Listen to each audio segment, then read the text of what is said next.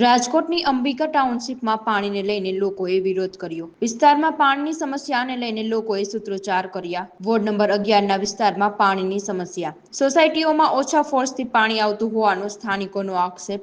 અવારનવાર રજૂઆત કરવા છતાં કોઈ નિરાકરણ નથી આવતું। લોકો બહારથી પાણી ખરીદવા પર મજબૂર હોવાનો સ્થાનિકોએ આક્ષેપ કર્યો।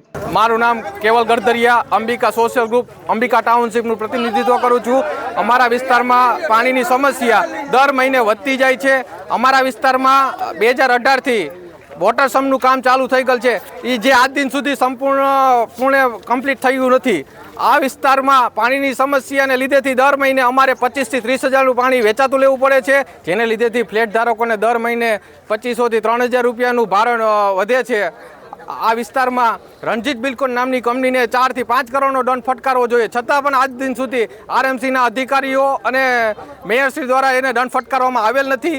મારું નામ ગોકુલભાઈ મારવણિયા, હું આ દિવ્યાંગ છું, છતાં પણ મારે આમાં ઊભું રહેવું પડ્યું છે। ના છૂટકે ઊભું રહેવું પડ્યું, કારણ કે પાણીનો ફોર્સ અમને મળતો નથી પૂરતો, એટલા માટે મારે આ એક પગે ઊભું રહેવું પડ્યું છે। તમે મારી દશા જોઈ લ્યો તો આ તમને ખબર હોવી જોઈએ।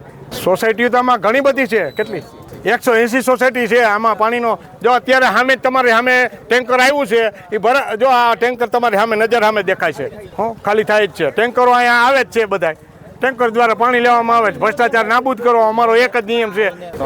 3000 જેવો ખર્ચો આવે પાણીનો, એક ફ્લેટ દીઠ 3000 રૂપિયા વ્યક્તિ, ફ્લેટમાં 25,000 2500 3000 આવો ખર્ચો થાય છે। તો આનો ભ્રષ્ટાચાર નાબૂદ કરો।